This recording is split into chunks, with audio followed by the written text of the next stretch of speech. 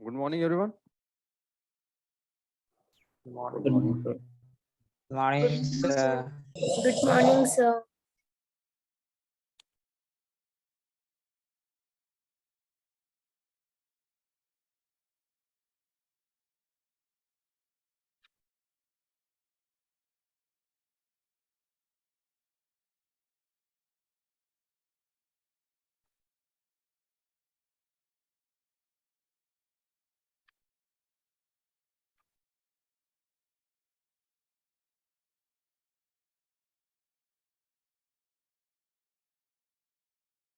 Okay.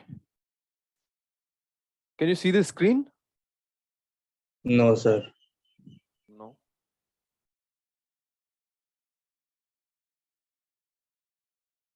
Okay.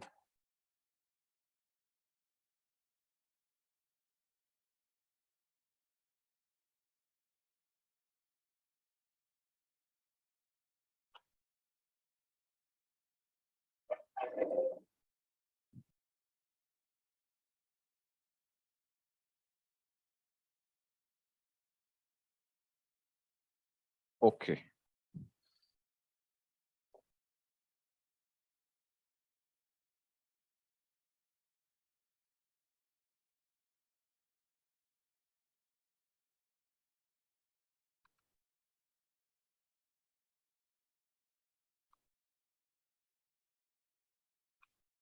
So in the last class, हमने pressure वाला कर लिया था, pressure and impulse. Yes, sir. Okay. So impulse exerted on an object and pressure exerted by a stream of flow. Okay. ठीक है. Okay. तो अब लोग आप before we go to collision आप लोग एक बार कल का होमवर्क लिख लीजिए, otherwise I will forget.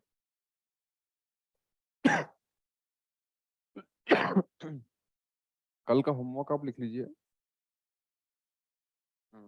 Assignment 8.1 1 2 3 5 8 12 13 14 15 16 20 22 23 and MSQ 1,2. Okay. Okay.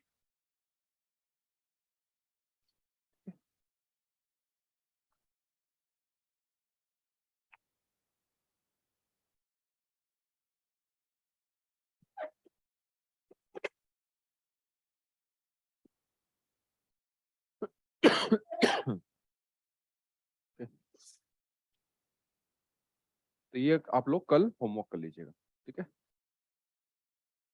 Okay, so today we are going to do collisions. Momentum में ही चल रहे थे हम, है ना. मोमेंटम वाले टॉपिक में ही है. और इसमें कोलिजन्स है ना. तो इसमें कॉन्सेप्ट बस वही रहेगा कोलिजन्स में. Concept will be what? That momentum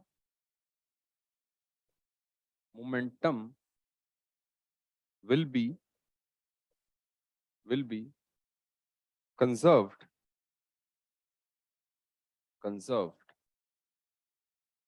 in a direction. Momentum will be conserved in a direction if net external force will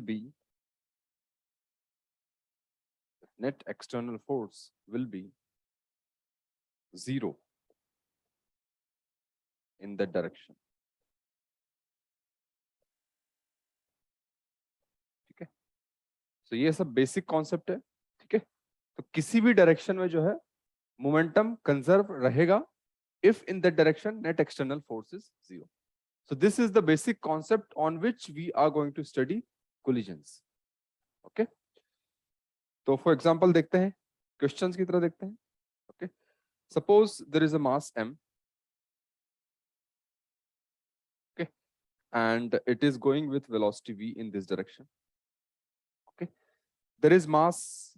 So this is mass 2m. Okay. It is going with velocity. This is mass m, which is going with velocity 2v, and this is mass 2m, which is going with velocity v. Okay. Now, after they collide, no? Suppose they stick together. Stick together.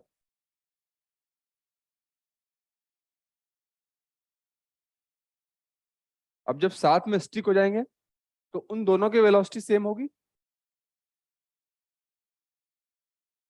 So suppose the velocity is v prime. Okay. So अब बताइए इस direction में, जिस direction में motion हो रहा है, उस डायरेक्शन में कोई नेट फोर्स है क्या सिस्टम में? नहीं सर. नहीं है. जो भी फोर्स होगा वो कोलिजन के दौरान पार्टिकल्स आपस में ही लगाएंगे. इसका मतलब है कि इस डायरेक्शन में नेट फोर्स 0 है. मतलब इस डायरेक्शन में मोमेंटम कंजर्व है. Yes sir. है ना? Yes sir. तो मोमेंटम कंजर्व है तो P initial P final is equal to P initial is equal to P final. Okay. What is P initial? पहले मास m, सर उसका 2vm. Velocity 2v है, plus दूसरा मास 2m, उसका velocity है v. m into 2v plus 2m into v is equal to. अब finally momentum क्या होगा? Total mass कितना है सिस्टम का? 3m. 3m है ना?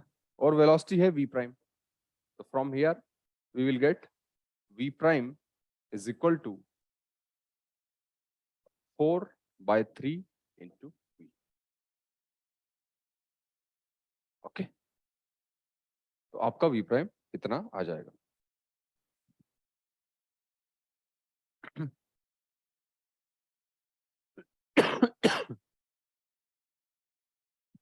ठीक है.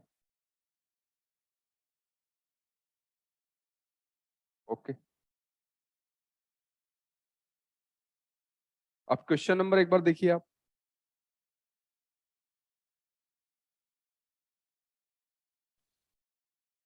Before that, let me do question number 13.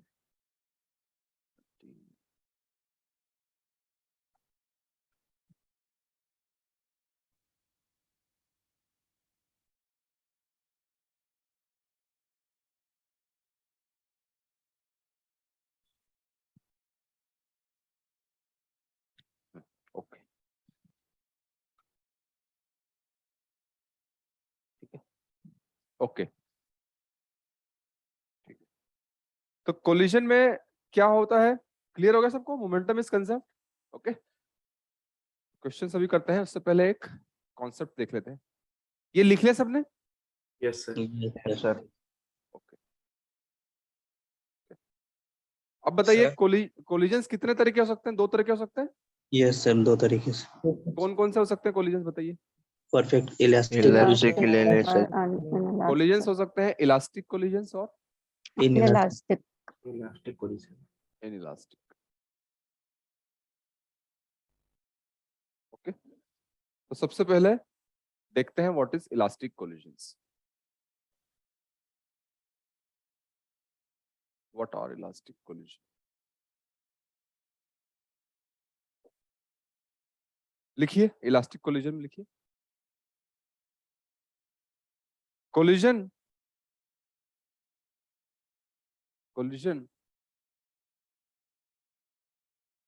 in which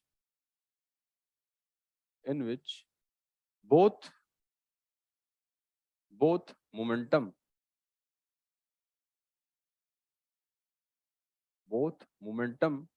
and energy collision in which both momentum and energy are conserved.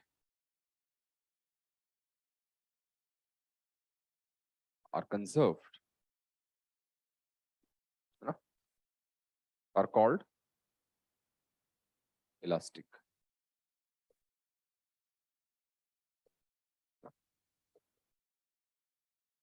ठीक है, तो ये इलास्टिक कोलिजन होते हैं, समझ गए बात? तो अगर आपको इलास्टिक कोलिजन पूछा जाए तो उसमें कौन कौन सी क्वांटिटीज कंजर्व रहेगी? मोमेंटम भी कंजर्व रहेगा, मोमेंटम तो कंजर्व हर कोलिजन में रहता है, बट इलास्टिक में क्या रहेगी? एनर्जी भी कंजर्व रहेगी, समझ गए बात? ओके, अब बताइए मुझे इन इलास्टिक का मतलब क्या होता है? इन इसमें इलास्टिक सिर्फ कोलिजन, मोमेंटम कंजर्व रहती है। इन इलास्टिक कोलिजन में only momentum is conserve. Momentum is conserve. Energy का लॉस होता है, loss of kinetic energy. Yes, only momentum is conserve and some energy may be lost in collision process.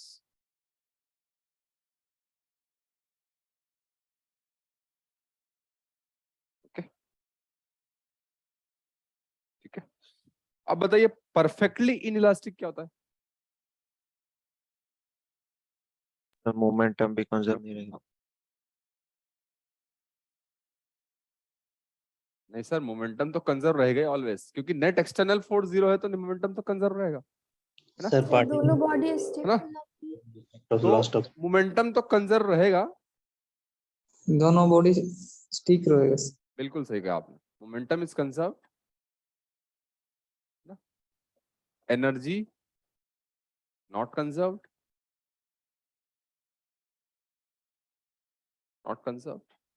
है ना? Both the bodies stick together, जैसे हमने last problem में किया था, स्टिक हो गए थे ना वो, stick together after the collision.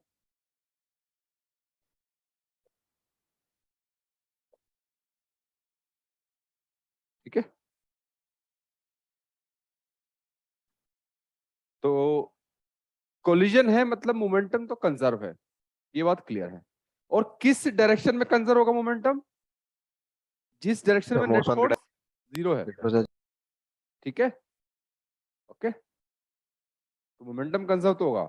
अब मोमेंटम के साथ साथ एनर्जी कंजर्व रहेगी only in elastic collisions, okay, not in inelastic collisions, ठीक है।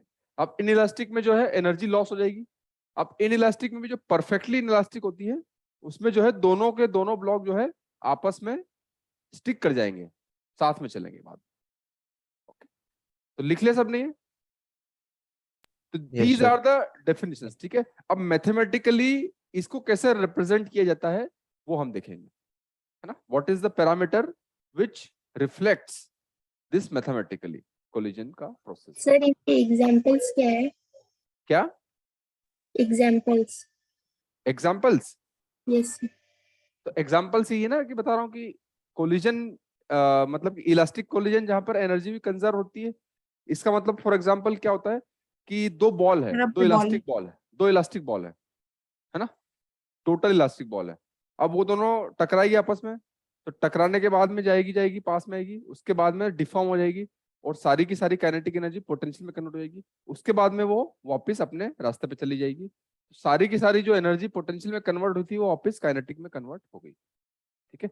बट अगर बॉल्स जो है आयरन बॉल्स है, सॉलिड बॉल्स हैं, तो वो टकराएगी तो एनर्जी काफी लॉस होगी, है ना। तो वो जो है इनइलास्टिक का एग्जांपल है। उसको मैथमेटिकली कैसे देखते हैं अभी हम देखते हैं, लिख लिया सबने? सर इलास्टिक और परफेक्टली इलास्टिक एक ही है ना?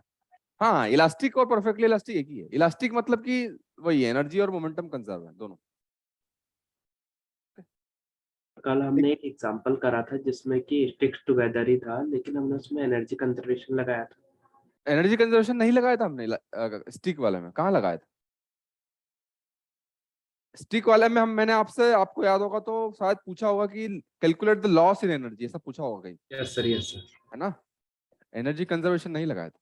यस लिख ले सब? नहीं है?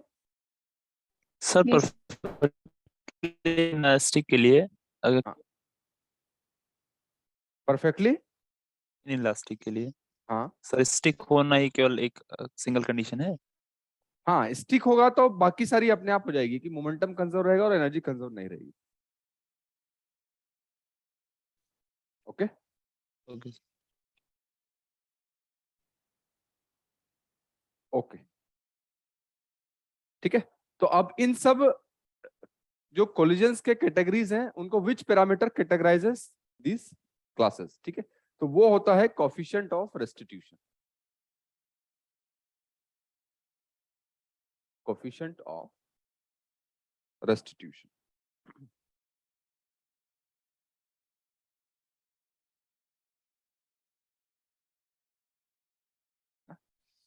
इसको बोला जाता है ई, और ई की डेफिनेशन होती है, लिख लीजिए, velocity modulus of velocity of separation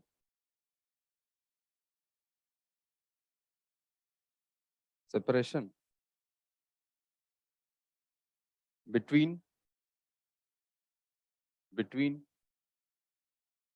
two objects, just after collision,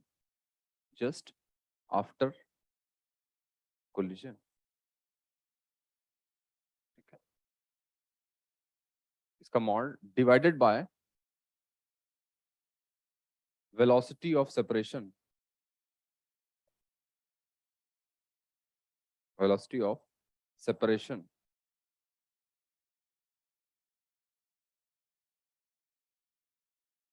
just before collision.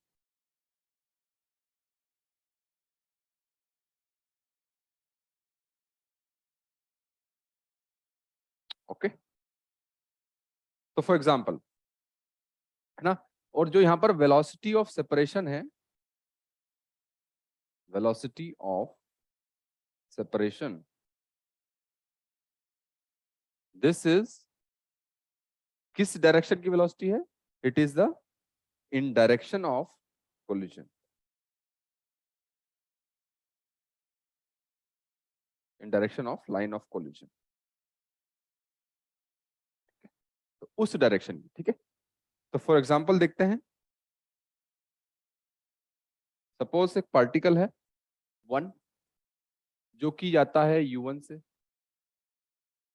Particle 2 है जो वो जाता है U2 से, और आफ्टर दैट कोलिजन होता है यहाँ पे, ठीक है? तो कोलिजन होगा तो सपोज उसके बाद में पार्टिकल जो 1 है वो V1 से जाएगा और पार्टिकल 2 जो है वो V2 से जाने लग गया, है ना? ठीक है, तो बताइए लाइन ऑफ कोलिजन ये है, यस सर। है ना? ठीक है, तो ये लाइन ऑफ कोलिजन है। तो हमारा E क्या होगा बताइए?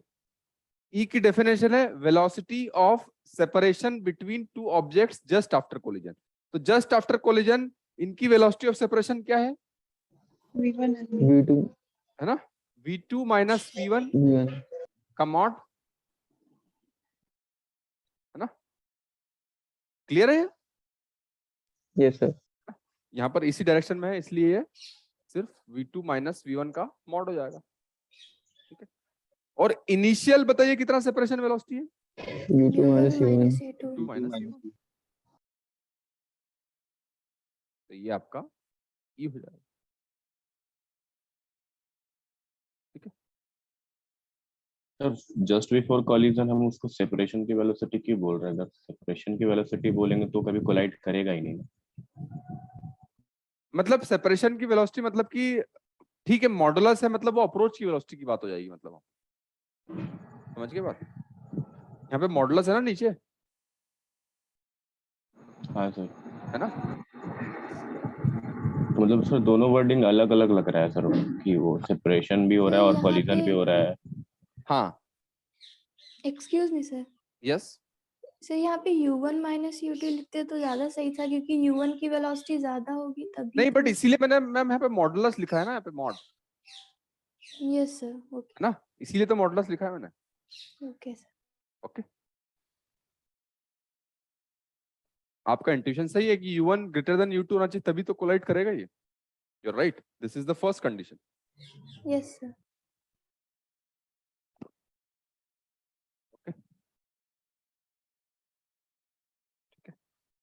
तो एक क्वेश्चन आप लिखिए यहाँ पे, लिखिए a ball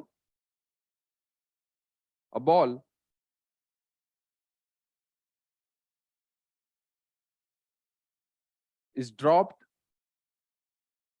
a ball is dropped from height h.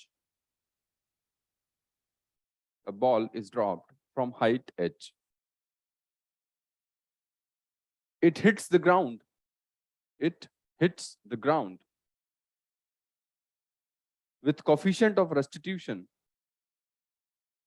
With coefficient of restitution E.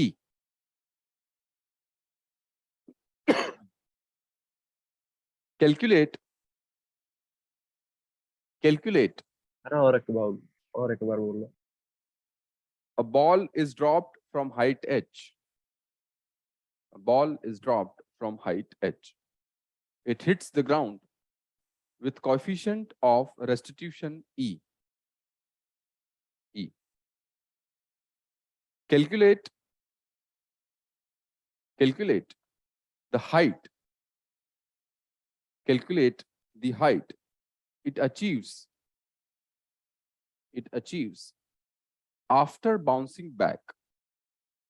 After bouncing back. ठीक है,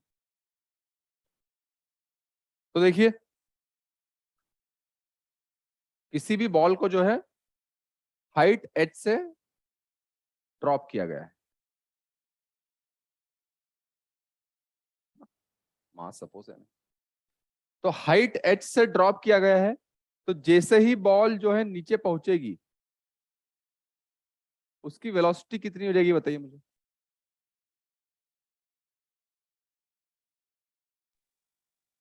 बताइए -gt h की टर्म्स में बताइए मुझे, h दिया हुआ है, टाइम नहीं दिया हुआ है। √2gh √2gh हो जाएगी, है ना, yes तो sir. यहां पर उसकी वेलोसिटी हो जाएगी √2gh,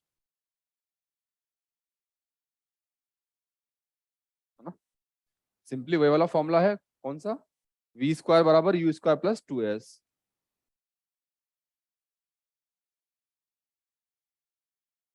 ठीक है, तो v √2gh हो जाएगी उसकी,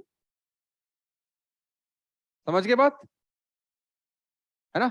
yes sir. अब इसके बाद में कोलाइड करने के बाद में ये सपोज v प्राइम से ऊपर गया, है ना, तो बताइए मुझे कोफिशिएंट ऑफ रेस्टिट्यूशन E दिया हुआ है, तो E क्या होता है, velocity of separation between two objects just after the collision. तो यहाँ पर टू ऑब्जेक्ट सबसे पहले बताइए क्या है, एक बॉल है, ग्राउंड है ना, Yes sir. ग्राउंड तो ऑलवेज रेस्ट पे है, Yes, sir. तो ग्राउंड की वेलोसिटी तो जीरो है ना, ग्राउंड Yes, की sir. वेलोसिटी जीरो है, तो जस्ट आफ्टर कोलिजन सेपरेशन कितने से होगा, v प्राइम से, Yes, sir. जी और जस्ट बिफोर कोलिजन कितने से होगा, U' से v से, v है ना, v से हिट कर रहा है और v प्राइम से ऊपर जा रहा है, तो just after collision v prime है और -0 है और v -0।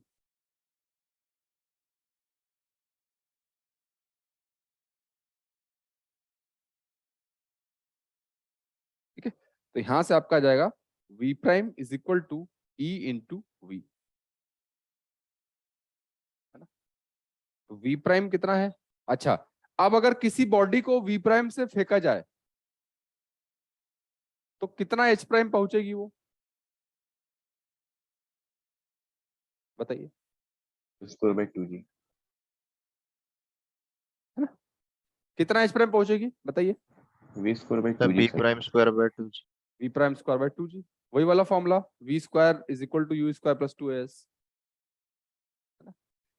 तो वी प्राइम तो आपका आ जाएगा v prime under root 2g h prime is equal to e into v है कितना, under root 2g H.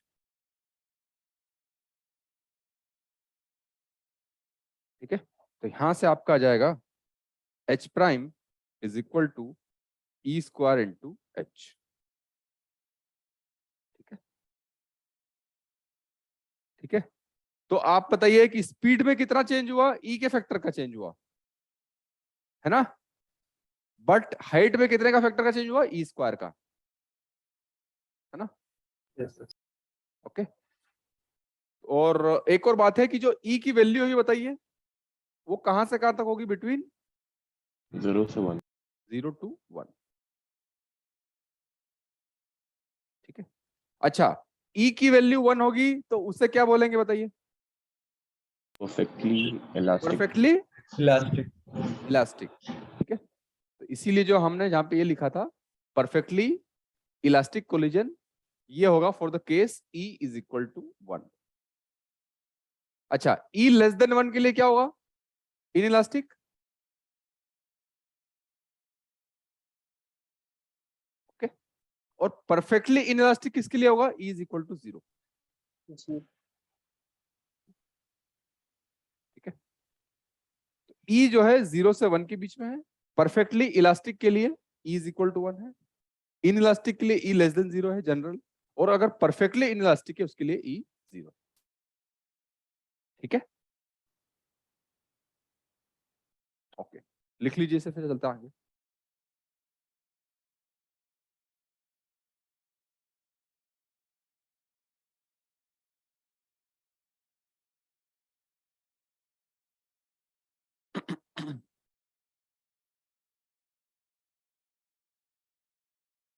Sir जो वाटर ड्रॉप्स हिट करते हैं सर ग्राउंड को, वो परफेक्टली इनइलास्टिक का एग्जांपल होगा क्या?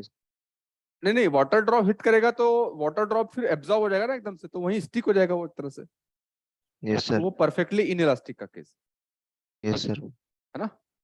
बट Yes, अगर कोई sir. बाउंसिंग बॉल है तो वो इनइलास्टिक हो सकती है, यस सर। या परफेक्टली इलास्टिक भी हो सकती है अगर ई इज इक्वल टू 1 है। तो ई इज इक्वल टू 1 है तो हाइट कितनी अचीव करेगा, वापस से जितनी की हाइट से फेंका गया था, ड्रॉप किया गया था, है ना? समझ गए बात? Yes sir sir. ये स्क्वायर कैसे हो गया? दोनों तरफ स्क्वायर किया ना मैंने, यहाँ पे ई है। अच्छा, यार आप ये इक्वेशन लिखिए यहाँ से, आप इक्वेशन, क्या दिक्कत क्या है? तो सर समझ में नहीं आया था उसमें।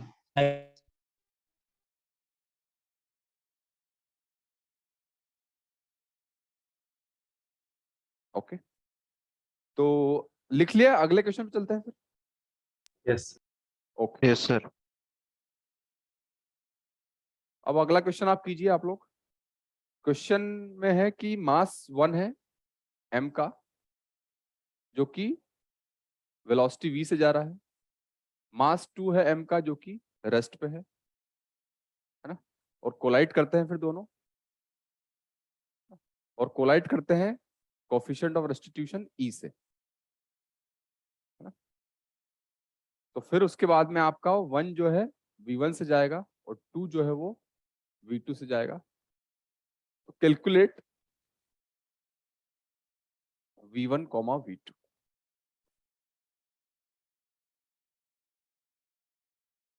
v1 और v2 निकालिए जल्दी से।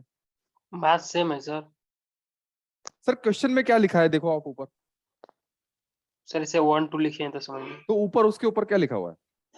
अच्छा, यार मतलब मैंने ये देखा है कि 90% डाउट तो आप ऐसे पूछते हो ना कि खुद एक बार थोड़ा सोच लिया करो कि मैं क्या पूछ रहा हूँ, और फिर देख के बोला करो। सर एक बार फर्स्ट स्लाइड दिखा दीजिए। क्या? फर्स्ट स्लाइड दिखा दीजिए sir.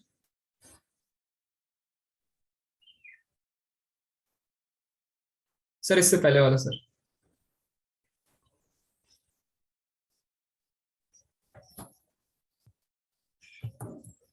Thank you sir.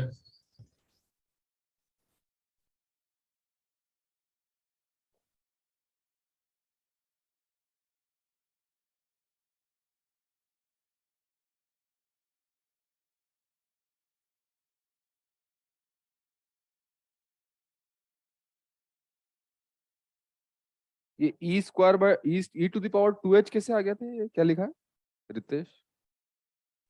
Sir e square by h, e square into h लिख। ई कहाँ से आ गया? सर प्रीवियस वाला क्वेश्चन का है।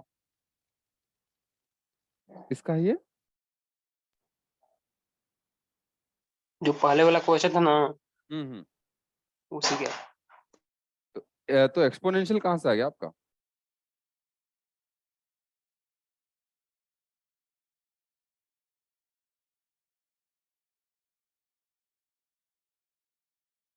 Okay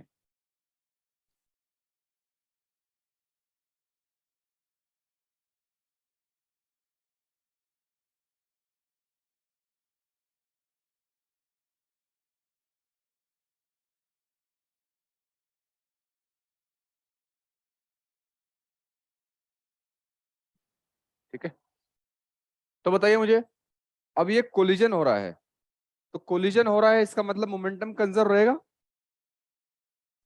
yes sir. Yes sir.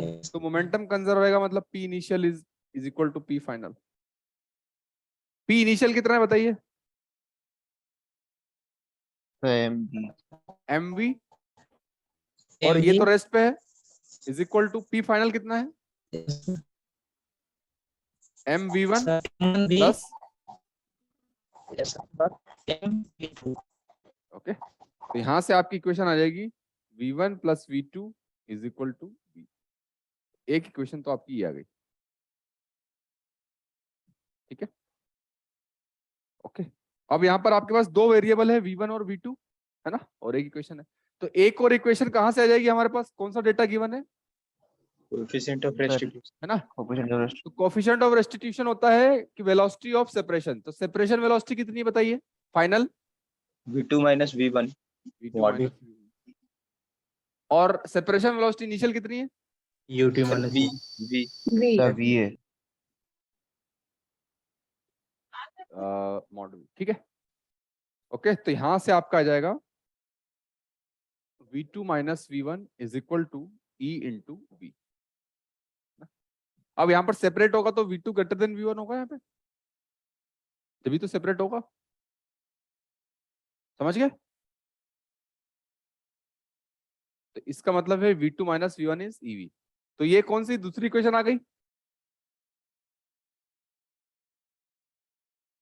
Yes sir, तो क्या कर देंगे, 1 प्लस 2 कर देंगे, पुट कर देंगे उसमें बस। तो 1 प्लस 2 अगर करेंगे हम तो आ जाएगा v1 कैंसिल हो जाएगा, 2v2 is equal to 1 plus e into v।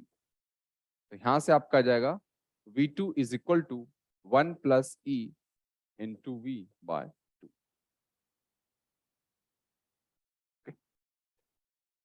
अब अगर मैं 1 माइनस 2 करूं तो v2 कैंसिल हो जाएगा और v1 बचेगा, तो 2v1 is equal to 1 minus e times. तो यहां से आपका आएगा v1 is equal to 1 minus e by 2।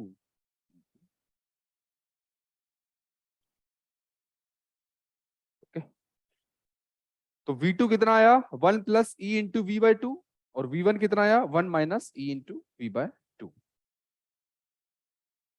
Okay,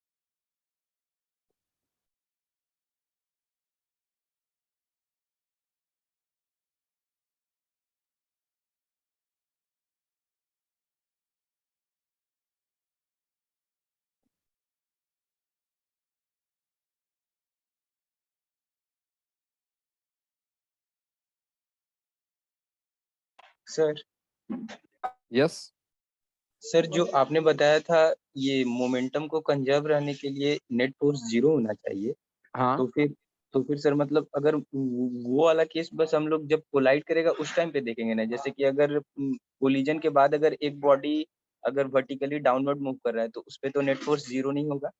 downward कहाँ पे मूव कर रहा है यहाँ पे? नहीं सर, इस केस में नहीं मूव कर रहा है, मतलब हाँ जनरल केस में बात कर रहे हैं सर कि अगर हाँ दो हाँ बॉडी कोलिजन हाँ के बाद अगर एक वर्टिकली डाउनवर्ड मूव करे तो उसमें तो वो मोमेंटम कंजर्व नहीं हो, मतलब नेट फोर्स 0 नहीं होगा, इसलिए उस केस में मोमेंटम नहीं ना कंजर्व होगा। हाँ हाँ हाँ सही कह रहे हैं।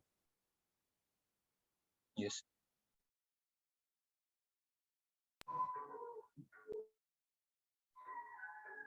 जब पार्टिकल ठीक हो जाता है तो हम लोग वहाँ पे मास को m1 प्लस m2 करके ऐसे लिखते हैं ना सर, जब बनेगा दोनों पार्टिकल आफ्टर particle कोलिजन क्या? के बाद ठीक हो जाता है, जब कोई Particle- पार्टिकल ठीक हो जाता है हाँ साथ में पार्टिकल स्टिक हो combined जाएगा तो mass फिर m1 plus m2 into same velocity कर देंगे, अगर अलग अलग है तो v1 v2 करेंगे। ओके सर, लिख लिया सब नहीं है? Yes sir. Okay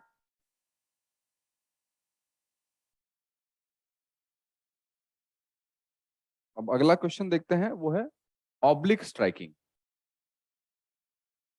oblique striking मतलब किसी एक एंगल पे सपोज स्ट्राइक हो रहा है बॉल, ठीक है? तो आपको सपोज गिवन ये है कि ये ग्राउंड है,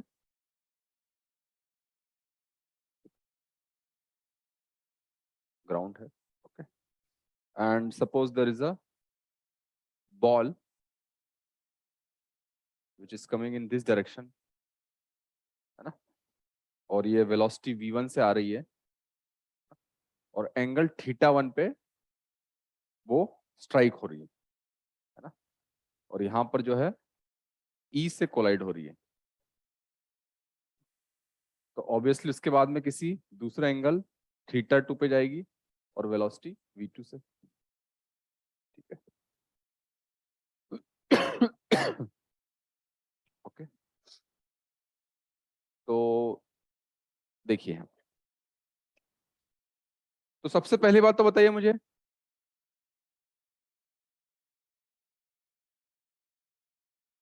ये सपोज x एक्सिस है और ये y एक्सिस है, तो सबसे पहले बताइए मुझे कि x एक्सिस, इसमें लाइन ऑफ कोलिजन कौन सी एक्सिस है बताइए? एक्स एक्सिस होगी। Sir x axis. x axis होगी line of collision? Yes sir. Sir y axis में सर जी आ जाएगा।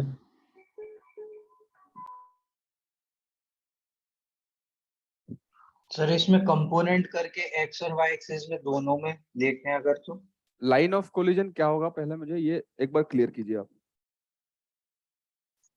Sir x axis line of collision y axis होगा सर, x एक्सिस के along तो मोमेंटम कंजर्वेशन। y एक्सिस होगी sir. Line of collision क्या होता है? जहां पर दोनों पार्टिकल टच हो रहे हैं, समझ गए?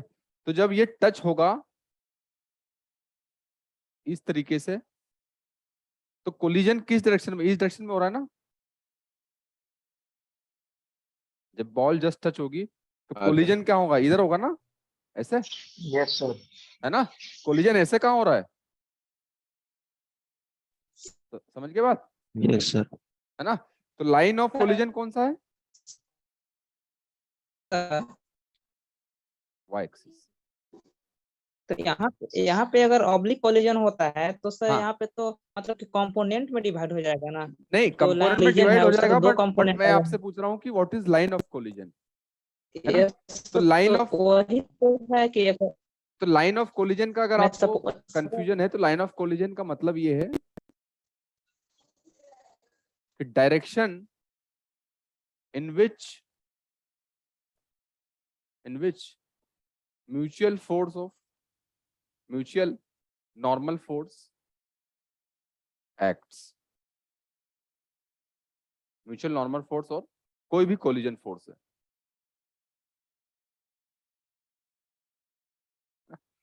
तो बॉल जब टकरा रहा है तो नॉर्मल फोर्स किधर लगेगा? इस डायरेक्शन में लगेगा, यस सर, है ना? तो लाइन ऑफ कोलिजन ही होगा। जैसे मैंने आपको बताया था एग्जांपल ये वाला, ये पार्टिकल इधर जा रहा है, ये इधर रेस्ट पे है, तो यहाँ पर जो है जब टकराएगा तो लाइन ऑफ फोर्स ये होगा, यस है ना? सर। ये इसके ऊपर इधर Yes, लगाएगा, ये sir. इसके ऊपर इधर लगाएगा, तो लाइन ऑफ फोर्स इधर है, इसीलिए लाइन ऑफ कोलिजन इधर है। अब यहाँ पर जैसे अब पार्टिकल मान लो नीचे आ रहा है यहाँ पे, और नीचे आ रहा है और ग्राउंड है, तो जब टकराएगा ग्राउंड से तो लाइन ऑफ कोलिजन ये होगा, line of force yes sir. ये होगा। अब इस केस में क्या है, पार्टिकल एक्स में भी जा रहा है, वाई में भी जा रहा है, बट जब पार्टिकल यहाँ पर आएगा टकराएगा तो नॉर्मल फोर्स इसी डायरेक्शन में होगा, यस सर। इस डायरेक्शन में होगा, इसीलिए लाइन ऑफ कोलिजन जो है वाई एक्सिस है। समझ गए बात आप? एग्जैक्ट 45 डिग्री सर, एग्जैक्ट अगर 45 डिग्री पर हो तो भी मतलब लाइन हाँ, ऑफ हाँ। कोलिजन वाई एक्सिस के अलोंग ही होगा। नहीं नहीं, एंगल से कोई मतलब थोड़ी है। लाइन ऑफ कोलिजन का मतलब क्या है कि जिस डायरेक्शन में कोलिजन वाला फोर्स या नॉर्मल फोर्स लग रहा है वो वाला,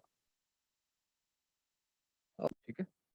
लाइन ऑफ कोलिजन का मतलब ये नहीं है कि जिस डायरेक्शन में पार्टिकल मूव कर रहे हैं। लाइन ऑफ कोलिजन का मतलब ये है कि जब दोनों टकराएंगे आपस में तो किस डायरेक्शन में जो है नॉर्मल फोर्स लग रहा है आपस में। क्लियर बात सबको ये? Yes sir. Okay, just 1 minute.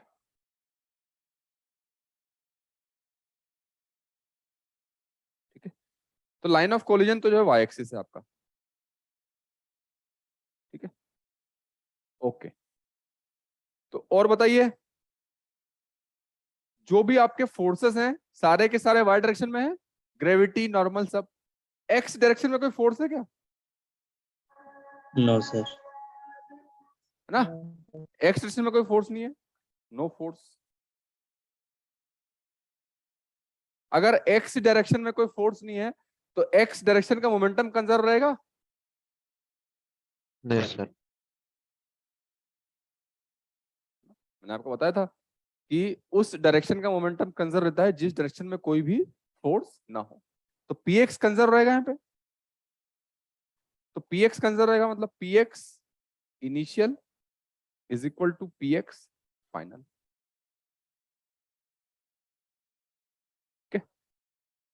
px initial बताइए कितना है, mass into vx initial.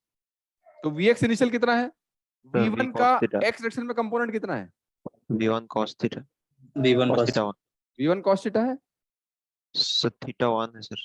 Theta 1 है ना। और बाद में क्या होगा, v2 का x डायरेक्शन में कंपोनेंट कितना है, sir v2 cos theta 2। cos theta theta. यहां से आपकी इक्वेशन आ गई v1 cos theta 1 is equal to v2 cos theta 2। एक इक्वेशन तो आपकी ये आ गई, ठीक है। ओके, ठीक है। अब बताइए E क्या है,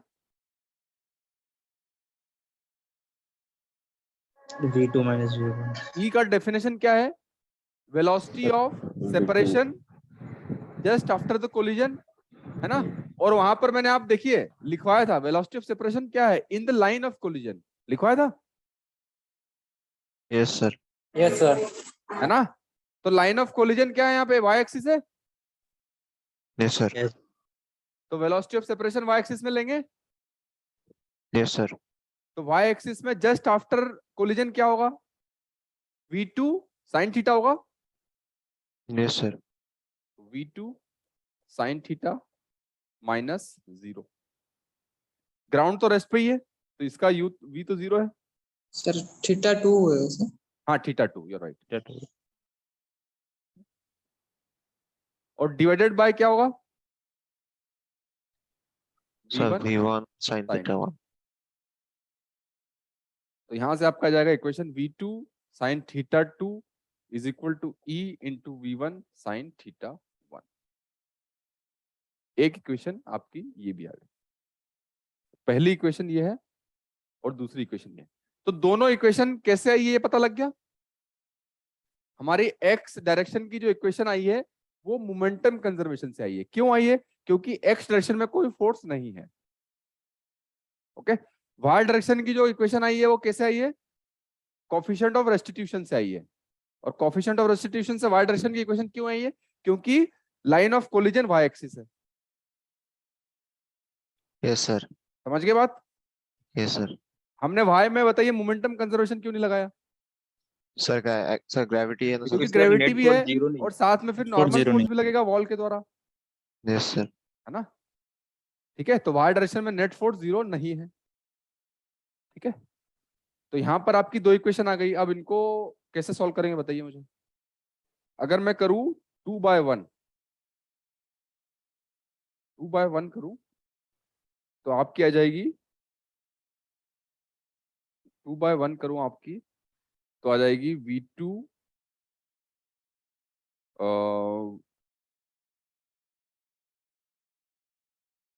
हाँ, तो यहाँ से आ जाएगा V2 तो कैंसिल हो जाएगा। 12 टेन into कैंसिल हो थीटा, जाएगा। Tan theta 2 is equal to E into tan theta 1।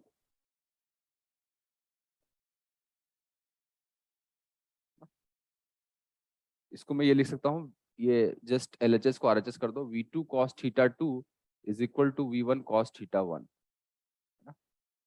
और इसको इक्वेशन 1 बोल दो और फिर V2 बाय V1 कर दो, तो V2 से V2 कैंसिल हो जाएगा, बचेगा sin theta 2 by cos theta 2 जो कि tan थीटा 2। फिर इधर V1 से V1 कैंसिल हो जाएगा, बचेगा sin theta 1 by cos theta 1 is इज tan थीटा 1 और एक E बचेगा। तो tan theta 2 is E tan theta 1। ठीक है, ओके, तो आपका एक इक्वेशन आ गया। ठीक है, तो आपको अब होमवर्क में क्या क्या लाना है ना? होमवर्क में क्या लाना है, V2 निकालना है आपको और थीटा 2 निकालना है इन टर्म्स ऑफ E। अब उसके बाद सिर्फ कैलकुलेशन है, इक्वेशन सॉल्विंग है, E V1 और थीटा 1।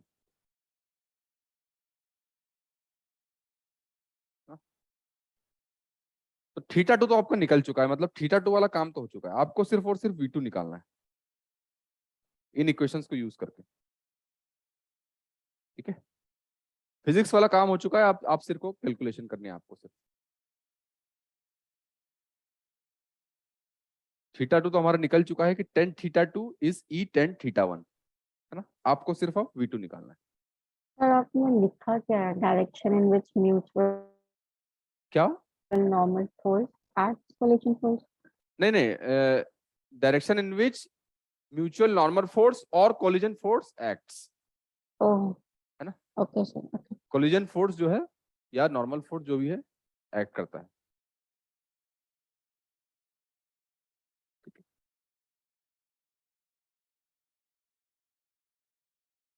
ओके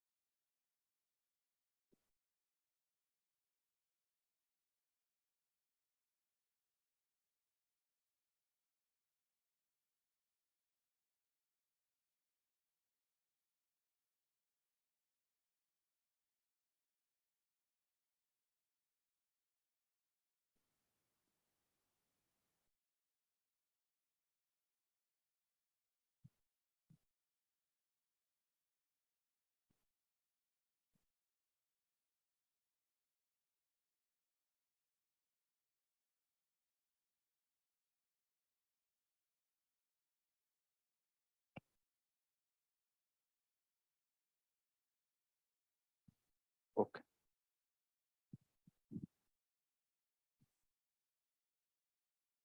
लिख लिया सबने ये? Yes, sir. ओके, कोलिजन के बाद में देखते हैं हम, है ना? There are some questions which we will do and some questions are in the assignments, but before that let's look at explosions.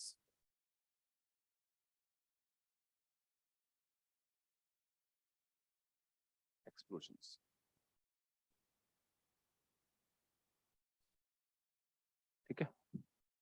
तो एक्सप्लोजन्स में क्या होता है? एक्सप्लोजन्स में क्या होता है? अ बॉडी is fragmented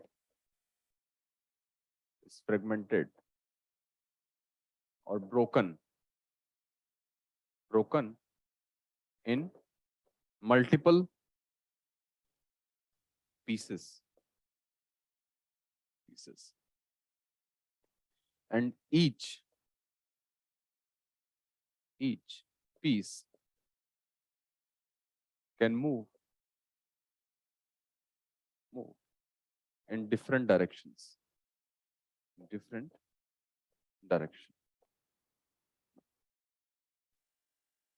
ठीक है। तो दूसरा है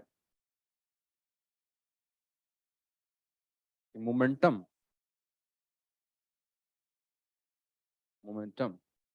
is conserved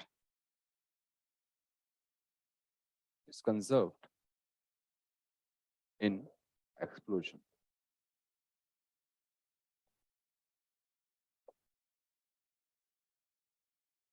ठीक है।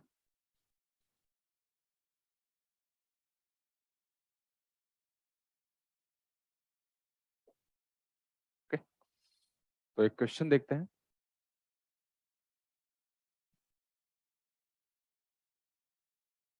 सपोज आपका एक मास 2m का है ये, ठीक है, वो एक्सप्लोड करता है, एक्सप्लोड्स, ठीक है। तो उसमें से जो है ये इधर सपोज x डायरेक्शन है और इधर है y डायरेक्शन। उसमें से सपोज आपका मास m जो है, सर यस, एक्सप्लोजन के बाद इंडिविजुअल पार्टिकल्स कैसे मूव कर रही हैं, इसको समझना मुश्किल नहीं हो क्या एक्सप्लोजन जाएगा सेंटर ऑफ मास कॉन्सेप्ट से? क्या एक्सप्लोजन क्या के क्या बाद कहा? डिफरेंट पार्टिकल, बोले एक्सप्लोजन के बाद डिफरेंट पार्टिकल्स कैसे मूव कर रही है, उनकी ट्रैजेक्टरी पता करना मुश्किल नहीं हो जाएगा सेंटर ऑफ मास कॉन्सेप्ट से? ये तो पता है सेंटर ऑफ मास का जो पहले डायरेक्शन था या फिर हाँ तो वो हाँ वैसे ही रहेगा, हाँ हाँ। बट इंडिविजुअल कंपोनेंट्स का तो नहीं पता नहीं था। इंडिविजुअल कंपोनेंट्स अगर लिमिटेड है तो कैलकुलेट कर सकते हैं ना हम, है ना, कर सकते। वही बता रहा हूँ मैं आपको।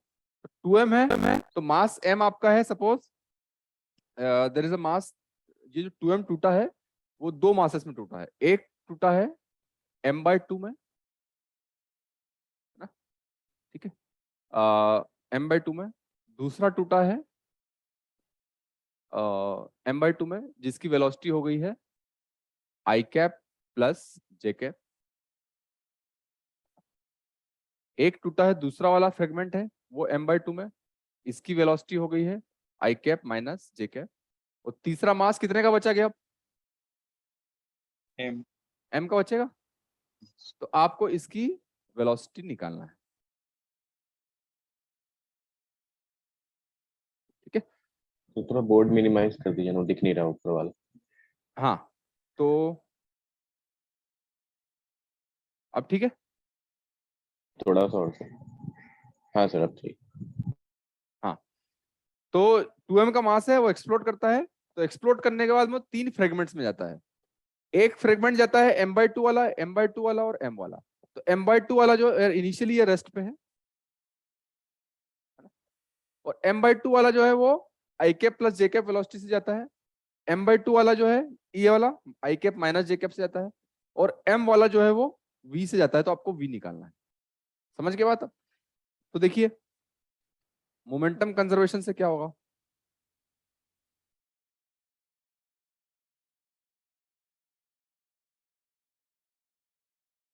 मोमेंटम कंजर्वेशन से क्या होगा? p initial is equal to p final. Initially क्या मोमेंटम है सिस्टम का? 2m तो मास है और वेलोसिटी 0 है, तो 0 हो जाएगा, है ना। p फाइनल कितना है? मास m/2 वाला है पहला वाला, उसकी वेलोसिटी है i cap plus j cap. दूसरा वाला मास है m/2,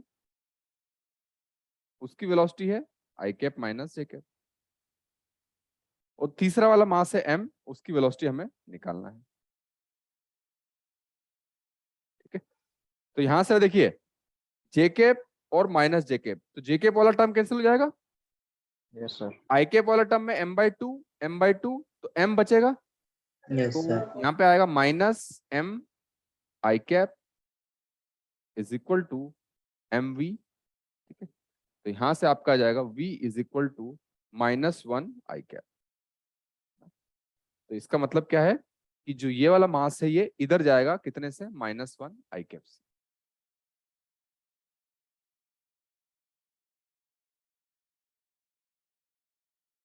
ठीक है, सर ये माइनस ही आना चाहिए था ना सर। नेगलेक्ट कर रहे हैं। हाँ देखिए यहाँ पर क्या है, इसको दे आप ग्राफिकली देखिए, इसका क्या है आई कैप प्लस जे कैप, मतलब इस डायरेक्शन में है, हाँ सर। इसका आई कैप माइनस जे कैप मतलब इस डायरेक्शन में, तो इन दोनों को मिला के वाई डायरेक्शन में तो कैंसिल हो गया मोमेंटम, बचेगा कितना, इसका एक्स में बचेगा और इसका एक्स में बचेगा, तो इसका एक्स में I/2 है, इसका एक्स में I/2 है, तो इसका -1 होना चाहिए। सर वेलोसिटी अगर कुछ भी दिया रहता है सर, डायरेक्शन अगर राइट मोस्ट है तो बड़े वाले का लेफ्ट ही होना चाहिए था ना सर, क्योंकि अगर देखिए वेलोसिटी क्वेश्चन में आपको दिया होगा, नहीं तो फिर दिया होगा राइट लेफ्ट नॉर्थ वेस्ट, ऐसा कुछ ना कुछ दिया होगा। हाँ सर। ओके ओके सर इस केस में सर मोमेंटम आप कंजर्व ले रहे हैं एक्स हाँ। और वाई दोनों डायरेक्शन में। क्या हुआ, एक्स और वाई डायरेक्शन में मोमेंटम कंजर्व ले रहे हैं आप, मतलब हाँ तो एक्सप्लोर कर रहा है। देखिए जस्ट आफ्टर कोलिजन क्या होगा, जस्ट बिफोर और जस्ट आफ्टर की बात कर रहा हूं मैं, उसके बाद में नहीं, उसके बाद में तो ग्रेविटी में चले गए वो, सर समझ के बात आप, ये पॉइंट आपने जो पूछा वो क्लियर हुआ कि नहीं, जस्ट बिफोर कोलिजन और just after collision, just before explosion और जस्ट आफ्टर एक्सप्लोजन, उसके बाद में फिर ये जाएंगे तब मोमेंटम कंजर्व नहीं रहेगा वाई में, समझ के बात आपकी नहीं। जस्ट आफ्टर क्यों नहीं होगा, मतलब just after and just before, क्योंकि क्यों नहीं होगा बताता हूं मैं, ये लिख लिया सबने, यस सर। है ना, देखिए देखिए न्यूटन्स लॉ क्या कहता है, न्यूटन्स लॉ कहता है कि F is equal to dp/dt, ये कहता है, तो Fy is equal to dpy/dt, तो dpy is equal to Fy into dt। ठीक है, क्लियर बात, तो dpy मतलब कि change, this is change in momentum, तो चेंज इन मोमेंटम ये राइट हैंड साइड है और ये लेफ्ट हैंड साइड है, तो लेफ्ट हैंड साइड है change in momentum, right hand side है Fy dt, तो ये जीरो कब हो सकता है, या तो Fy 0 हो या dt टेंड्स टू 0 हो, यस समझ गए बात, तो Fy 0 है तो कोई दिक्कत है ही नहीं, बट Fy कुछ है, बट बहुत छोटे से इंटरवल के लिए हम देख रहे हैं कि just before collision and just after collision, तो वहां पर ये py 0 होगा, यस सर। जस्ट आफ्टर और जस्ट बिफोर। ठीक है, तो अब समझ गए कि क्यों लगा रहे हैं, यस ओके। बट हाँ आप सही कह रहे हैं, अगर हमसे पूछा कि 1 सेकंड बाद क्या होगा, तो 1 सेकंड बाद तो अपने आप सब ग्रेविटी में चलने लग जाएंगे, तो वहां पे वाई डायरेक्शन में कंजर्व नहीं रहेगा, आपने सही कहा, है ना। ओके जो ऑब्लिक स्टैकिंग आपने बताया सर, उसमें भी तो जस्ट आफ्टर जस्ट बिफोर हम मोमेंटम कंजर्वेशन लगा सकते हैं। नहीं, वहां पर सिर्फ देखिए, वहां पर दिक्कत अलग थी, वहां पर सिर्फ ग्रेविटी नहीं था, वहां पर नॉर्मल भी था। हाँ सर, तो छोटे टाइम इंटरवल के लिए नॉर्मल नहीं, बट देखिए dpy is equal to Fy into dt, है ना, तो कोई क्वांटिटी है ना, ये डेल्टा चेंज है, this is Fy into dt, तो ये क्वांटिटी फाइनाइट कब होगी, जब LHF फाइनाइट, राइट, RHF जब फाइनाइट ये वाला फाइनाइट होगा, है ना। अब राइट फाइनाइट होगा तो बताइए मुझे कि जब ये काफी छोटा है और ये काफी बड़ा है तो फाइनाइट हो सकता है, यस सर। हो है सकता ना, तो जब वहां पर होगा टकराएगा तो dt तो काफी कम है, बट उस थोड़े से कम में इम्पल्स काफी ज्यादा है हाँ हाँ है ना। सर। तो dt तो काफी कम है, टेंड्स टू 0 है, बट ये काफी ज्यादा है। तो इन दोनों का जो प्रोडक्ट है ना वो कंपल्स फाइनाइट बड़ा क्वांटिटी आ जाएगा। हाँ समझ गए बात आप। Yes sir. है ना। तो अगर आपको ये इसमें इस पॉइंट में अगर आपको कुछ कंफ्यूजन है तो एक इंपॉर्टेंट कॉन्सेप्ट लिख लीजिए आप, ठीक है। तो if in case of gravity,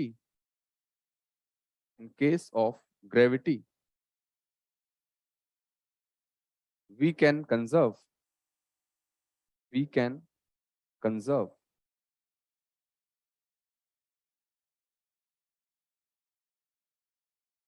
momentum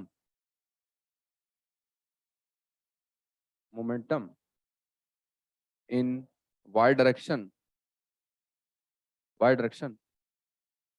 just before and just after collision। ना? और क्यों किया है, उसके पीछे का लॉजिक क्या है? Because delta P Y is equal to F Y into D T, है ना। तो when D T tends to 0 and F Y is what, M G, जो कि फाइनाइट है, तो that means delta P Y tends to 0, है ना। ठीक है। सर एक्सप्लोजन होगा ना? जस्ट आफ्टर कोलिजन और एक्सप्लोजन दोनों हो सकता है ना, वो दोनों केस में, है ना। बट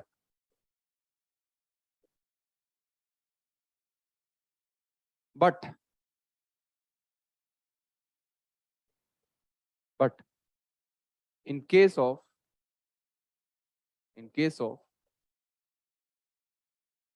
impulse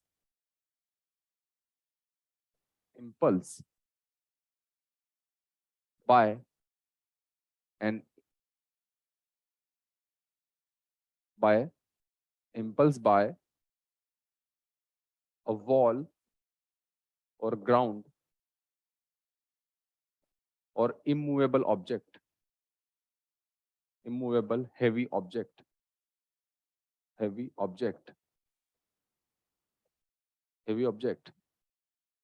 ना, fy dt is not equal to 0 because dt tends to 0, but fy this fy is very large, है ना, delta py, hence delta py is finite, है ना। तो अगर आपका कोई फोर्स है, मान लो वो फोर्स फाइनाइट है ना, जैसे mg होता है, तो वहां पर dt टेंड्स टू 0 मतलब जस्ट बिफोर और आफ्टर में आप लगा सकते हो, है ना। बट कहीं पे टकरा रहा है किसी वॉल से, तो टकरा रहा है तो बहुत कम समय के लिए टकरा रहा है, बट जिस समय के लिए टकरा रहा है वहां पर इम्पल्स काफी ज्यादा है, तो वो इम्पल्स काफी ज्यादा है, तो ये तो काफी कम है बट ये काफी ज्यादा है, तो काफी ज्यादा इंटू काफी कम, आपका कुछ फाइनाइट क्वांटिटी आ जाएगी। जैसे क्या हुआ? ग्राउंड के बाद क्या लिखे हुए आप लिख रहे हैं, थोड़ा सा नहीं मतलब इमूवेबल जो कि इमूवेबल हेवी ऑब्जेक्ट,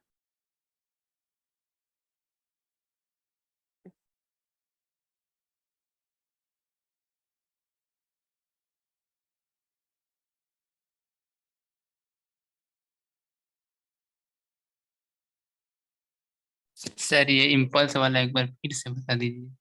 देखिए इम्पल्स जब होगा मतलब कि पार्टिकल किसी वॉल या किसी ग्राउंड से टकराएगा, तो वहां पर केस में मैं बता रहा हूं कि मोमेंटम कंजर्व क्यों नहीं लगा सकते just before and just after, क्योंकि डेल्टा पीवाई क्या होता है, F Y into D T होता है। यस हाँ sir. F Y into D T, तो जस्ट बिफोर एंड आफ्टर में dt तो काफी कम है कि जस्ट बिफोर एंड आफ्टर में जो टाइम स्पेंड हुआ वो काफी कम है, लेकिन उस टाइम के दौरान जो फोर्स लगा है वो काफी ज्यादा लगा है, इम्पल्स काफी ज्यादा लगा है वो, है ना? ओके तो ये जी। काफी बड़ा है, ये काफी कम है। तो एक मान लो इन लैक्स हो गया और एक इन सम डेसिमल हो गया, तो उनका जो प्रोडक्ट होगा वो फाइनाइट होगा, तो इसीलिए डेल्टा पी वाई जो है फाइनाइट होगा, तो ये जीरो नहीं होगा, है ना? But in case of gravity क्या है कि ये काफी कम है और ये जो है फाइनाइट वैल्यू है कुछ mg सिर्फ, है ना? और ये काफी कम है, तो इसकी इन दोनों का प्रोडक्ट जो है जीरो हो जाएगा, है ना? तो ये वही वाली बात हो गई कि मैं 0.001 को मान लो 10 से मल्टीप्लाई करता हूँ तो 0.0001 आ जाएगा, तो वो टेंड्स टू जीरो आएगा। बट यहाँ पर मैं 0.0001 को मान लो 1 करोड़ से मल्टीप्लाई कर देता हूँ तो कुछ फाइनाइट वैल्यू आएगी यस सर। ना, तो यही वही बात बोल रहा हूँ मैं।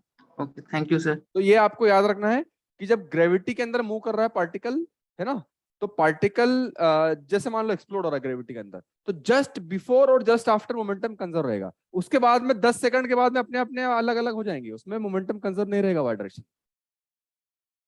है ना? बट पार्टिकल जो हिट कर रहा है किसी वॉल को, तो जस्ट बिफोर और जस्ट आफ्टर कंजर्व नहीं रहेगा, क्योंकि वॉल जो फोर्स लगाएगा वो बहुत ज्यादा होगा, तो dt टाइम में ही उस फोर्स का fdt बहुत ज्यादा हो जाएगा, तो ये delta P Y non zero हो जाएगा। ये क्लियर है बात सबको, है ना?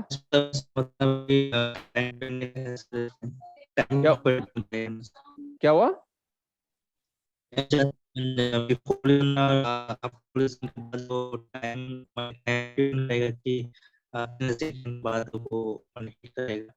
अगर वो ज्यादा ज्यादा समय ले रहा है हिट करने के लिए तो फिर उसका फाइनाइट कोई वैल्यू आ जाएगी। हाँ हाँ सर यस जब सर बॉल वॉल पर फोर्स लगाएगा तो सर उस दोनों नॉर्मल रिएक्शन अपोजिट हाँ होगा, हाँ हाँ उसमें सर तो जीरो हो जाएगा, तो ऐसे तो नेट नहीं फोर्स जीरो नहीं, हुआ। तो जीरो जीरो थोड़ी हो जाएगा, जब बॉल हिट करेगा वॉल को तो बॉल के ऊपर तो नॉर्मल इधर लग रहा है ना, यस सर, वो भी तो बस। नॉर्मल लगा रहा है वॉल पर। हाँ तो बॉल के ऊपर तो नॉर्मल इधर लग रहा है ना, और बॉल उसके ऊपर उधर लगेगी नॉर्मल, तो बॉल को अगर ऐसा सिस्टम कंसिडर करूं तो इसके ऊपर तो इधर लग रहा है नॉर्मल। लेकिन सर वॉल और बॉल को एक सिस्टम कंज्यूम करूं तो उसमें नहीं, तो उन दोनों का सिस्टम का कंसर्व रहेगा, बट हम सिर्फ बॉल को देख रहे हैं यहाँ पे, यस है ना? उन दोनों का अगर मान लो आप ऐसा बोल रहे हैं ना कि बहुत मान लो वॉल नहीं लेते क्योंकि वॉल तो चल ही नहीं सकती, बहुत बड़ा ऑब्जेक्ट है ये, बहुत बड़ा, है ना, और एक छोटी सी बॉल है और ये टकराई इससे, है ना, तो टकराई है, तो इन दोनों सिस्टम अगर मैं पूरे सिस्टम को लेता हूं तो पूरे सिस्टम का कंजर्व रहेगा मोमेंटम, सही कह रहे हैं आप, है ना? बट मैं सिर्फ बॉल को लेता हूं, सिर्फ और सिर्फ बॉल को, है ना, उसका नहीं रहेगा। तो नहीं रहेगा।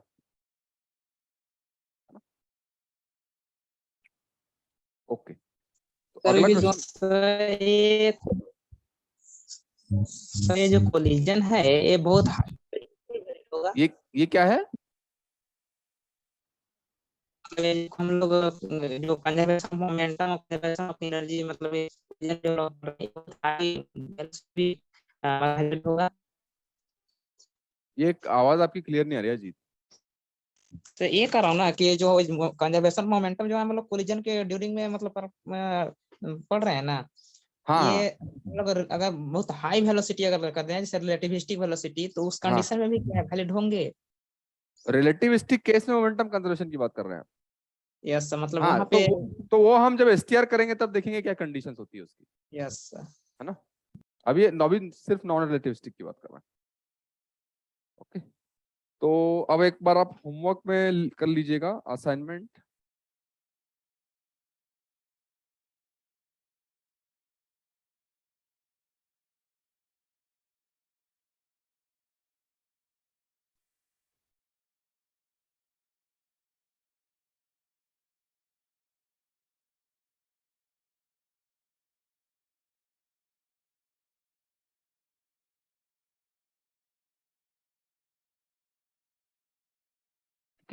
हाँ ओके, तो एक बार आप क्वेश्चन नंबर असाइनमेंट 8.1 का क्वेश्चन नंबर 9 देखिए,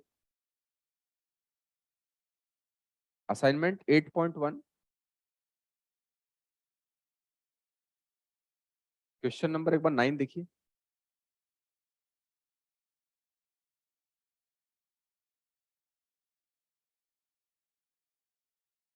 क्या दिया हुआ है? A bomb of mass 9 kg explodes into two masses 3 kg and 6 kg. तो 9 kg का एक बॉम्ब है इनिशियली, और ये एक्सप्लोड करता है 3 kg और 6 kg में, है ना? और 3 kg की जो वेलोसिटी दी हुई है उसने 16 मीटर्स पर सेकंड दी हुई है, 16 दी हुई है 3 kg की वेलोसिटी। ओके, तो इसकी वेलोसिटी पता नहीं है हमें, कोई बात नहीं, इसकी v मान लेते हैं, है ना? तो अब एक्सप्लोड किया, बताइए, तो एक्सप्लोड किया तो मोमेंटम कंजर्व रहेगा? Yes sir. तो मोमेंटम कंजर्व रहेगा मतलब कि क्या है कि P initial is equal to P final. Initially क्या है, ये 0 रेस्ट पे है, ठीक है। और P फाइनल क्या है? 6 का तो V है प्लस V का कितना है? 16 है ना? तो आपका V कितना आ जाएगा बताइए? माइनस 6 माइनस 3 इंटू 16/6 8 आएगा सर। मतलब कितना आएगा?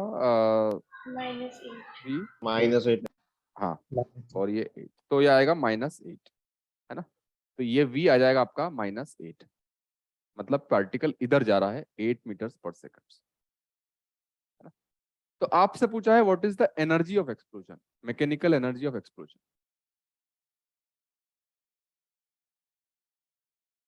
Energy of explosion,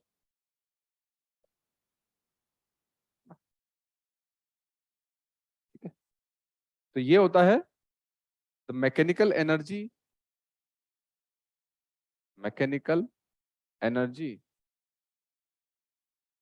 released after the explosion। इसका मतलब क्या है? This is change in kinetic energy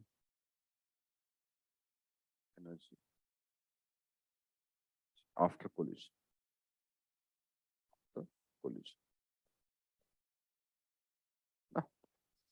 तो मतलब क्या है? दिस इज डेल्टा के।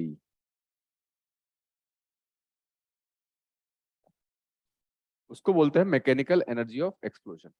तो बताइए इनिशियली काइनेटिक एनर्जी कितनी है? 0 इनिशियली 0 है। काइनेटिक एनर्जी फाइनल कितनी है? मास 6 वाले की स्पीड कितनी है? Half into 6 into 8 square sir option B. Plus mass 3 वाले का कितना है? हाफ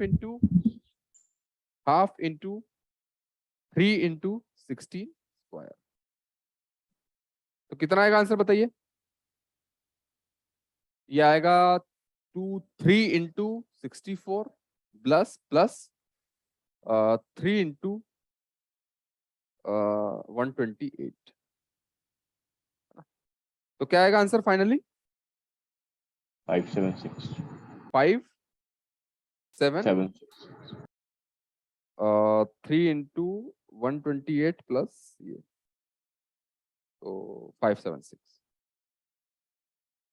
डायरेक्शन सर जे कैप, है ना? क्या हुआ? डायरेक्शन जे कैप। डायरेक्शन, काइनेटिक एनर्जी में डायरेक्शन की बात कहाँ से आ गई?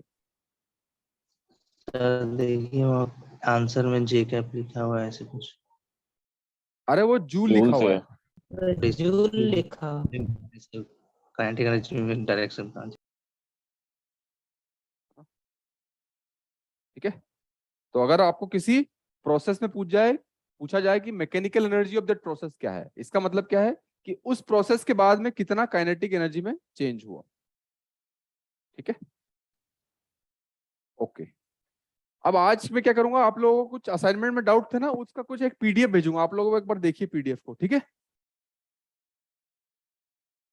ओके, उसके बाद में हम देखते हैं कल और अभी मैंने कुछ क्वेश्चंस अभी दे दिए हैं और अब आप लोग कर सकते हैं ट्राई। देखिए असाइनमेंट आपको अब जल्दी जल्दी करने पड़ेंगे, ठीक है ना? ओके, तो सर थोड़ा साइड हो जाइए। असाइनमेंट 6.6 तो हमने कल देखा था आपके डाउट से। असाइनमेंट 7 के डाउट्स मैंने लिखवाए कि नहीं अभी तक? कल मैंने असाइनमेंट 7 दिया था क्या? यस सर, डाउट्स कल बताएं क्या 7 के? अभी पूरा लगाया नहीं है। असाइनमेंट 7 के मुझे डाउट्स एक बार बता दीजिएगा आप। Okay sir. तो मैं surely लिख लेता हूँ अभी, जस्ट 1 मिनट। ये लिख लिया सबने? Yes sir. तो असाइनमेंट 7 के मुझे डाउट्स बताइए एक बार आप, क्या क्या है। फिर नहीं तो एक पीडीएफ भेजूंगा और एक क्लास डाउट सेक्शन की लगा दूंगा। 7 के डाउट बताइए मुझे कौन कौन से। 3 और 4। 7.1 सभी जस्ट 1 मिनट। 7.1 जो है पेज नंबर 69। हाँ, तो क्वेश्चन 1 to 4 में बताइए कौन सा डाउट है। सर 3 और 3 4। 3 और 4 3 और 4 3 और सर 3 4 4। हाँ, 5 to 9 में कौन सा डाउट है? Sir question 7। Question number 5 sir. Question number 7 5 to 9। 10 to 15 में कौन सा डाउट है? 10 to 15। सर 14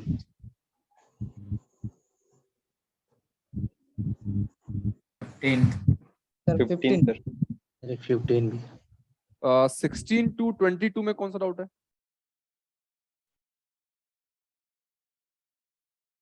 16 to 22 काफी सारे इसमें से हमने कर भी लिए थे।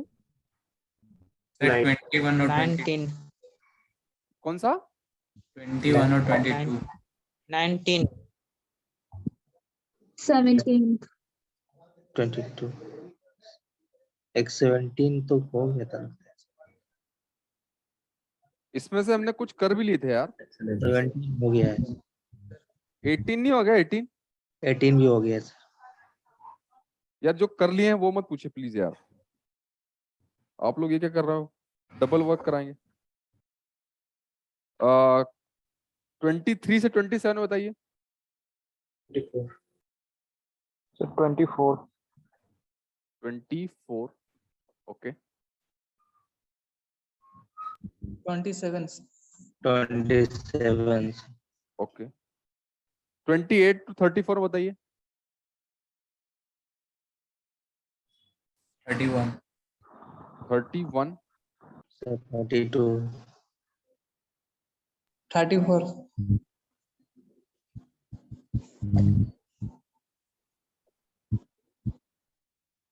अच्छा 30 आप 35 36 और एमएसक्यू में से बताइए। 35 35 सर। 35 हमने क्लास में नहीं किया। हाँ हो चुका है 35। यार ये सब गलत कर रहे हो आप। मतलब जो क्लास में मैंने करवा चुका हूँ, मुझे याद है जेस्ट वाला, तो फिर आप क्यों पूछ रहे हो ये? सर 35 हो गया था। 35 हो गया था सर। तो फिर आप पूछ रहे हो मतलब। ऐसे में डबल हो जाएगा ना आपका टाइम, आपका ही देखिए वेस्ट होगा। सर 36 भी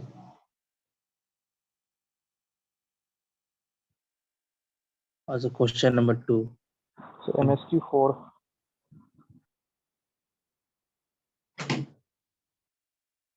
question number 2 sir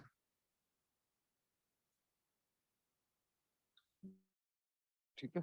और एनएटी में बताइए। क्वेश्चन नंबर 1 फर्स्ट और second. yes sir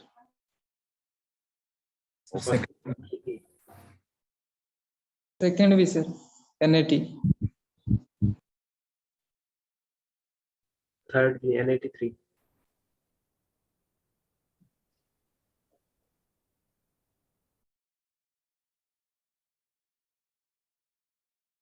okay is 1 2 3 4 5 6 7 8 9 10 11 12 13 14 15 16 17 18 19 20.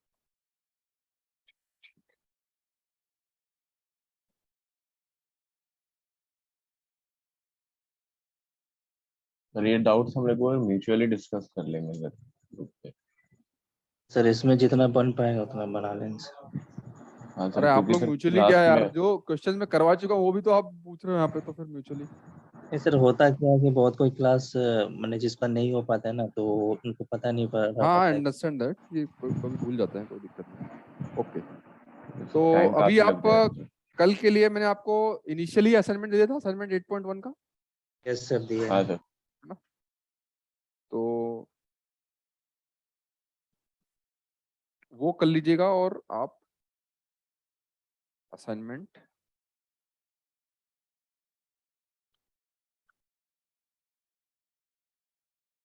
Eight point one कर लीजिएगा। 8.1 से ही है वो जो सारे हैं, मतलब बहुत सारे, तो 8.1 को आप कल कंप्लीट कर लीजिएगा। और ये जो मैंने दिए हैं आपको, कल भी 6.1 है और 7.1 के एक बार आपस में डिस्कस कर लीजिएगा, ठीक है? फिर एक में हम क्लास लगाएंगे इसकी और फिर सारे डिस्कस करेंगे, ठीक है? सर एक डाउट था। ओके, डाउट हम सर कल क्लास में लेंगे, अभी मेरी एक अर्जेंट नेक्स्ट क्लास है, ठीक है? तो ये आप लोग कर लीजिएगा और उसके बाद में हम एक क्लास लगाऊंगा मैं, may be in the evening, तो उसमें हम डिस्कस कर लेंगे सारे, ठीक है? Yes sir. Yes sir. अच्छा, आपकी क्लास जो इवनिंग होती है 7 to 9, तो उसको हम खींच सकते हैं ना थोड़ा, अगर लंबा चले डाउट सेक्शन 10 बजे हाँ तक, सर बिल्कुल हाँ सर, यस है ना? सर, कुछ नहीं करना होता हमें। ठीक है, ठीक है, बॉस बस भी सकते हैं सर। ठीक है, okay, good bye. Good bye sir. Thank you sir. Thank you sir. Thank you sir.